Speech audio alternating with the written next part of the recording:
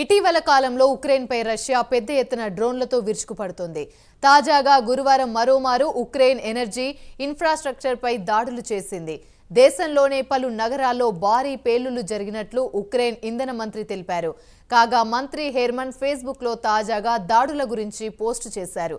Russia దాడులతో యావత్ దేశం అంధకారంలో మునిగిపోయిందని, ప్రజలను షెల్టర్లు, హోంలకు తరలిపోవాల్సిందిగా మంత్రి కోరారు.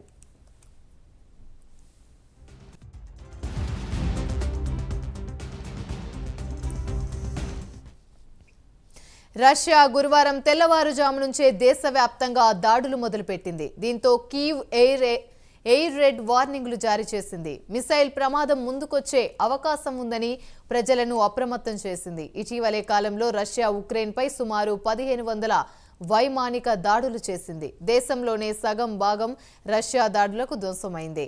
ఉక్రెయిన్ ఎయిర్ ఫోర్స్ ప్రజలను అప్రమత్తం చేసింది. దేశంలోనే పెద్ద ఎత్తున మిసైల్స్, రాకెట్లు, డ్రోన్లు వచ్చి పడే అవకాశం ఉందని హెచ్చరించింది. వెంటనే షెల్టర్, హోంలలో తలదాచుకోవాలని ప్రజలను కోరింది.